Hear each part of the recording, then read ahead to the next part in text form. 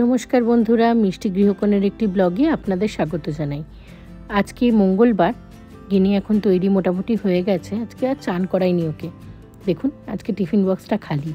বলতো বড়া বড়া কিনে দেবে। খাও, ভালো লাগে তো বড়া খেতে?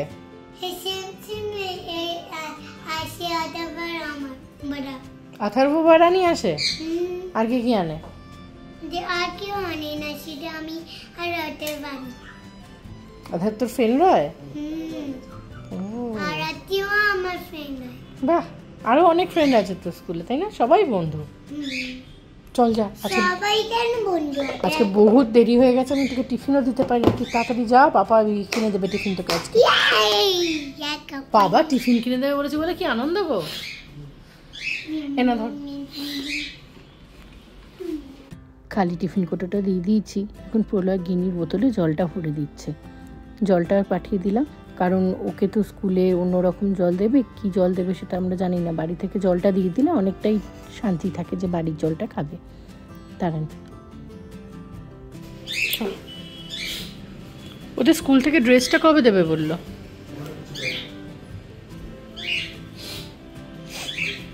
চুলটা আঁচড়ে দিই, দাঁড়া।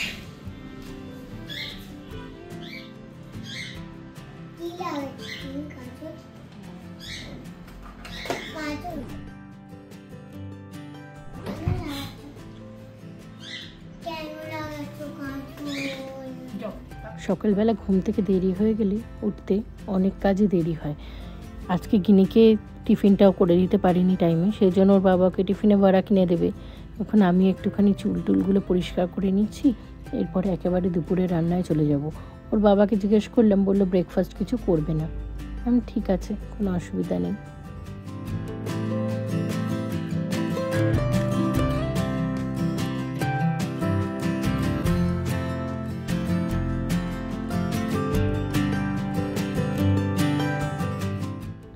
আমি চান পুজো করে নিয়েছি। এখন এই ডিশওয়াশার থেকে এক এক করে বাসনগুলো বার করে নিই। রাত্রিবেলা তো জানেন শোয়ার সময় চালিয়ে দিই। সারা রাত্রিরে মোটামুটি 3 ঘন্টা 24 মিনিট মতো টাইম নেয়।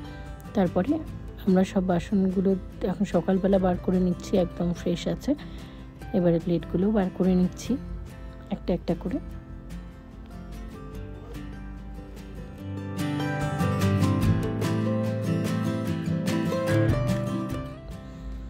দেখুন কড়াইটাও কি সুন্দর পরিষ্কার হয়। আগে আমি ভাবতাম কড়াই বোধহয় ডিশওয়াশারে ভালোভাবে পরিষ্কার হয় না। আজকে একটুখানি দুপুরে চিকেন বিরিয়ানি বানাবো। দাঁড়ান, এই ম্যারিনেশনটার মধ্যে আদা রসুনের পেস্ট, একটু নুন আর একটু টক দই দিয়েছি, আর একটু দিয়েছিলাম বিরিয়ানি মশলা। এখন এটাকে ভালো করে মিক্স করে নেব। মিক্স করে এটাকে রেখে দেবো। তারপরে এটা তো এখন মোটামুটি 8 ঘন্টা থেকে 1.25 ঘন্টা মিনিমাম যদি রাখা যায় তবেই এটা ভালো হবে। কিন্তু এখন অনেকটাই টাইম আছে হাতে, কারণ আজকে তো বললাম জলখাবার বানাবো না।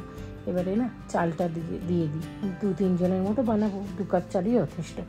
চালটাকে ভালো করে আমার ধুতে হবে। চালে তো জানেন প্রচণ্ড ময়লা থাকে, তাই চালটাকে ভালো করে ধুয়ে নিচ্ছি। 2-3 বার করে ধুয়ে নিলে পরিষ্কার হয়ে যাবে। প্রথমে কড়াইয়ের মধ্যে একটু সাদা তেল দিয়ে নিচ্ছি। বাড়িতে করব, অল্প তেলেই করব। তেলটা গরম হয়ে গেলে এর মধ্যে একটু নুন দিয়ে দিলাম। এবারে না যে আলুগুলো কেটে রেখেছিলাম, বিরিয়ানি তো জানেন আলু ছাড়া একদমই ভালো লাগে না। আমাদের বাড়িতে বিরিয়ানির আলু খেতে সবাই ভালোবাসে। আমি জানি আপনারাও খুব পছন্দ করেন, সেই জন্য আলুটাকে একটু ভেজে নেব। একদম ঘরোয়া পদ্ধতিতে বিরিয়ানি রান্না করব, তো সেই জন্য বেশি তাকঝাম একদমই করব না।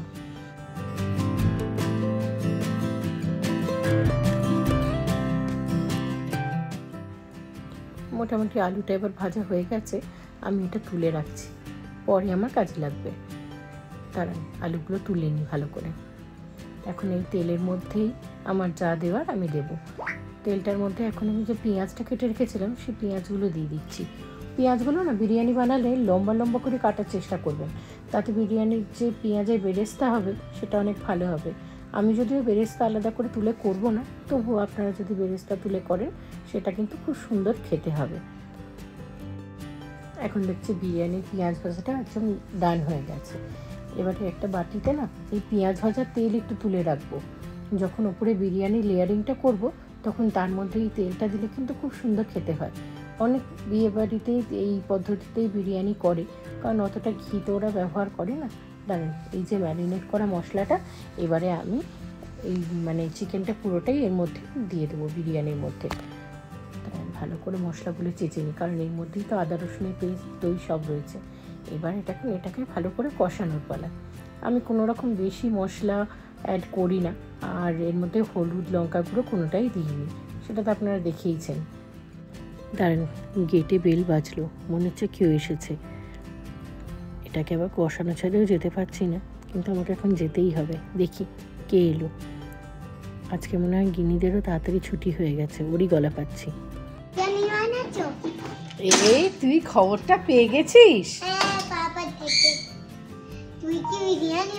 না তো, আমি তো বিরিয়ানি বানাচ্ছি না। বানাচ্ছো, পাপা বলেছে। তুই বিরিয়ানি ভালোবাসিস? না, বিরিয়ানি বানাচ্ছো তুমি? হ্যাঁ।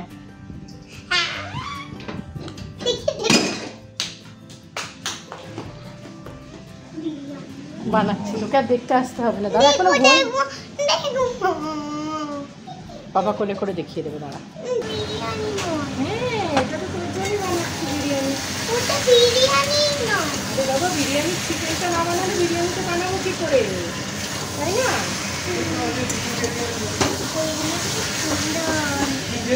তুই টিফিন খেয়েছিস? হ্যাঁ, পুরো খেয়ে। সাউথ ইন্ডিয়ান তো।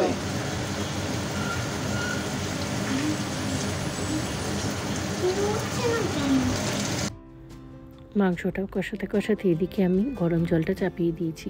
এর মধ্যে এলাচ, দারচিনি আর লবঙ্গ দিয়ে দিয়েছি। এখন এটা ভালো করে কষিয়ে নিয়ে এর মধ্যে একটু গরম জল দিতে হবে, কারণ মোটামুটি কষানোটা ডান হয়ে গেছে। সাইডে একটু গরম জল দিয়েছিলাম, এবারে গরম জলটা আমি এর মধ্যে ঢেলে দিচ্ছি। এবার এটাকে ঢাকা দিয়ে কিছুক্ষণ হতে দেবো। ঢাকা না দিলেও চলবে। দাঁড়ান, চালটা মোটামুটি আধ ঘন্টা ভিজিয়ে রেখেছিলাম। এবার এই জলটা ফুটে গেছে, এর মধ্যে আমি চালটা দিয়ে দিচ্ছি। বাসমতি রাইস বা বিরিয়ানির চাল, যেটা আপনাদের ইচ্ছা আপনারা সেটাতেই বিরিয়ানি বানাতে পারেন। এদিকে আমার কষানোটা একদম ডান। আলুটা দিয়ে দিই এবারে। জলের মধ্যে আলুটা দিলে আলুটাও অনেকটা সেদ্ধ হয়ে যাবে। পুরোটা সেদ্ধ হওয়ার দরকার নেই, কারণ এটাকে তো আমি দমে বসাবো। এখন একটু ঢাকা দিয়ে দিলাম, হোক এটা নিজের মতো। এদিকে আমার ভাতটাও হয়ে গেছে।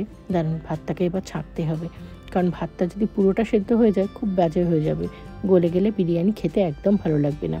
বিরিয়ানি তো জানেন, চালগুলো মুখে একটা একটা দানাটা যদি আলাদা থাকে তবে টেস্টটা ভালো লাগে।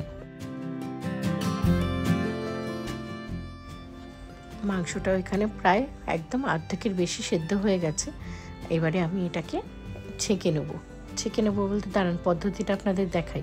আমি না করবো ইয়াকনি বিরিয়ানি, কারণ বিরিয়ানিতে যদি আপনি বেশি করে মানে কি বলবো ওই মশলা দেন, ওটা খেতে ভালো লাগে না। সেই জন্য দেখুন একটা জায়গাতে মানে থালাতে আমি মাংসগুলো আর আলুগুলো তুলে নিচ্ছি। এবারই হচ্ছে আসল কাজটা। এগুলো তোলা হয়ে গেলে আমি একটা জায়গায় সাইড করে রেখে দেবো। আলু আর মাংস মোটামুটি তোলা হয়ে গেছে। এবারে না একটা ছাঁকনি নিয়েছি। এবারে যে গ্রেভিটা ছিল এটাকে না পুরোটা আমি ছেঁকে নেবো। এই পুরোটা ছেঁকে নিলে ওপরে যে পেঁয়াজের থকথকে অংশটা থাকবে সেটা পুরোটা বেরিয়ে যাবে। মানে শুধুমাত্র মাংস সেদ্ধ করে বলতে পারেন জলটা, পেঁয়াজের রসে যেটা সেদ্ধ হলো এই জলটা আমার লাগবে কাজে। দাঁড়ান, এইটাকে ভালো করে চেপে চেপে জলটাগুলো বার করে নিলে তবেই মশলাটা ভালো হবে। এবার দুধ নিয়েছি আধ কাপ, তার মধ্যে একটু গরম মশলা দিচ্ছি, তার সাথে দেবো এর মধ্যে 2 ছিপি কেওড়ার জল। কেওড়ার জল ছাড়া তো বিরিয়ানি ভালো লাগবে না। এবারে দেবো মুগলাই মিঠা আতর। এটা তো আপনাদের কলকাতার ওখানে খুব ভালোই পাওয়া যায়। এখন ব্যাঙ্গালোরেও কোনো অসুবিধা নেই, সব বেঙ্গলি স্টোরগুলোতে ভালোভাবে পেয়ে যায়। এটাকে মিক্স করে রেখে দিলাম। এবারে হচ্ছে বিরিয়ানিটা যে পাত্রে বানাবো সেই পাত্রে দিয়ে দিচ্ছি। এই কড়াইটাতেই আমি বিরিয়ানি বানাই। জানি দেখতে অনেকটা পুরনো হয়ে গেছে, কিন্তু কড়াইটারও একটা স্মৃতি আছে। এটা প্রলয় যখন প্রথম ব্যাঙ্গালোরে আসে তখন এই কড়াইটা ও কিনেছিল। ওর এক বন্ধু ছিল, প্রীতম নাম, তার সাথে গিয়ে। তো তখন যখন ওরা আলাদা হয়ে যায় তখন ওরা এইটা মানে ভাগাভাগি হয়ে যায়, বিভিন্ন জিনিস বিভিন্ন জনের কাছে। দাঁড়ান, এর মধ্যে একটুখানি টক দই দিয়ে দিলাম। এবারে এর মধ্যে একটু বিরিয়ানি মশলা আমি ছড়িয়ে দিচ্ছি। মনে হলো একটু বেশি বিরিয়ানি মশলা লাগবে, কারণ অল্প বিরিয়ানি মশলা দিয়ে ম্যারিনেট করেছিলাম। একটু নুন দিয়ে দিলাম। এবারে এর মধ্যে দেব হচ্ছে একটু গুঁড়ো দুধ। হ্যাঁ, এটা হচ্ছে একটা সিক্রেট, এটা আপনারা ব্যবহার করে দেখবেন, এইভাবে দুর্দান্ত খেতে হয়।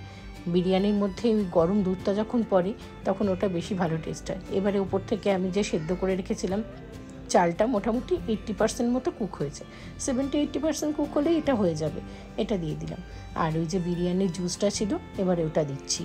এবারে না এখনও কিন্তু হয়নি, এর মধ্যে একটু নুন দিয়ে দেবেন লেয়ারে, তাহলে স্বাদটা ভালো হবে। আর বিরিয়ানির প্রত্যেকটা চালের মধ্যে আপনারা এটা পাবেন। একটুখানি ইয়েটা চালটাও বেশি ছিল, ভাতটা, সেটা দিয়ে দিচ্ছি। আজকে না গরম মশলাটা একদম বাঁচতে পারিনি, অন্যদিন সময় থাকলে বেছে নিই, আজকে শুধু সময় ছিল কিন্তু বেছে ওঠা আর হয়নি। এবার উপর থেকে ঘি দিচ্ছি।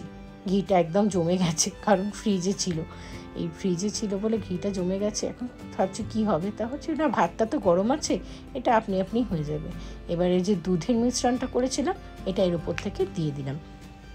এখন এটাকে আমাকে ওপর থেকে একটুখানি আমি যে তেলটা রেখেছিলাম বিরিয়ানি ভাজার, মানে বিরিয়ানি পেঁয়াজটা যে তেলে ভেজেছিলাম এটা পুরোটাই দিয়ে দেবো।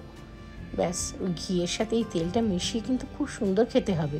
দাঁড়ান, এবার একটু ফয়েল পেপার কেটে নিই, ফয়েল পেপারটা এর মধ্যে দিয়ে দেবো। তার আগে 4টে কাঁচা লঙ্কা দিয়ে দিচ্ছি, কারণ গিনির জন্য তো ঝাল দিতে পারিনি, ওই একটা লঙ্কা দিয়েছিলাম, তাও আধখানা। ওপর থেকে আরেকটু বিরিয়ানি মশলা দিয়ে দিই, তাহলে স্বাদটা ভালো হবে। আমি আটা দিয়ে আর ওই সিল করি না, ফয়েল পেপারে খুব ভালো সিল করা যায়, সিল করে দিচ্ছি। এটা কি হবে বলুন তো, ভাবটা একদমই বেরোবে না, পুরো টাফ মানে টাইট হয়ে থাকবে, তাতে টেস্টটাও সুন্দর হবে। কারণ বিরিয়ানিতে যদি ভাবটা বেরিয়ে যায় তাহলে খুব একটা ভালো হবে না। এখন এটাকে 15 মিনিট হাই ফ্লেমে, তারপরে 15 মিনিট লো ফ্লেমে দিয়ে করলেই বিরিয়ানি রেডি। এই দেখুন বিরিয়ানি একদম রেডি। খুল যা সিম সিম, খেতে হবে না, আমরা খাবো। কি গো, ভালো গন্ধ চলছে। আমি ওই দিকে খাবো। চালটাও ঝুরঝুরে হয়েছে গো। তোমরা যদি এখানে খাও তাহলে আমি ওই দিকে। আচ্ছা বাবা, আমি ওই দিকে খাবো। বিরিয়ানিটা গরম নেই, লঙ্কা আমি পটেটোটা খুঁজছি, পটেটোটা যদি কোথায় ঢুকে যায়। ওই যে পটেটো, নাই দেখো, দেখো পটেটো, এটা কি আমার না? ইয়েস, তোমার, তাড়াতাড়ি খেয়ে নাও। আমি ওখানে খাবো। চলো ওখানে তুমি খাও, একটু টেস্ট করে বলো কেমন হয়েছে, আমি একটু খাই দিই। না, ওখানে না মা, বছর চলো আমরাও খাবো। না না, ওখানে খাও, ওখানে খাও। খেয়ে দেখ, টেস্ট করে একবার খেয়ে দেখ, একবার। ঠিক আছে ঠিক আছে, এটা খেয়ে নে, একটু টেস্ট কর। একবার একটু ওই দিকে ভালো, শুধু ভালো, ভালো খুব ভালো হয়নি। খুব ভালো। ঠিক আছে চলো দেখি দিয়ে খেয়ে নিবি। চল, তুই নিজে নিজে খাবি তো, বিরিয়ানি হয়েছে। তুই এটাকে খা, একটুখানি মুখে তোল, আমি খাই দিচ্ছি। না, নিজে নিজে ওটা একটা খেতে হবে।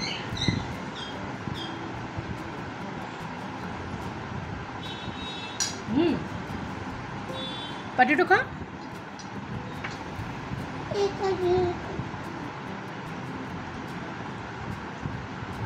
চলো খাও।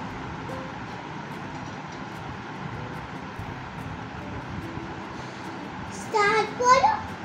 Ready, 1 2 3 start. তাড়াতাড়ি খাও।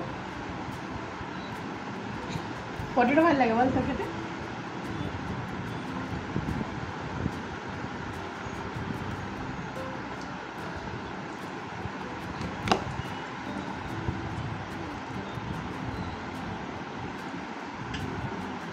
তোকে বলেছি নিতে, মুখেটা এখনো শেষ হয়নি, তো খাওয়ানো হয়ে গেছে 10 মিনিট হয়েছে। Tomato tomato tomato.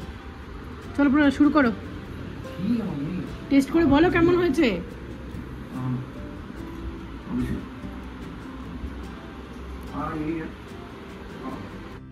এদিকে টিভিতে আমাদের সবথেকে ফেভারিট ওয়েব সিরিজ বলতে পারেন পঞ্চায়েত চলছে। পঞ্চায়েত দেখতে দেখতে আজকে বিরিয়ানি খাবো। এনেছি, নুন যদি লাগে নিতে পারো।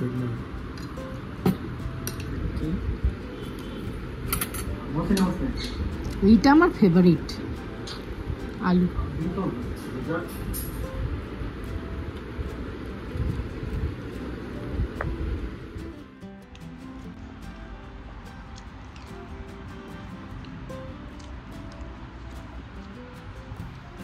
ঝালটা বাদে সবই হয়েছে ঠিকঠাক।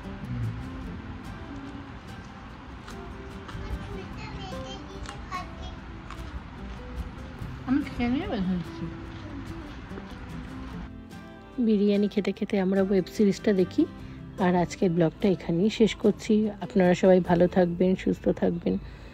দেখা হচ্ছে পরের আর একটা ব্লগে। টাটা।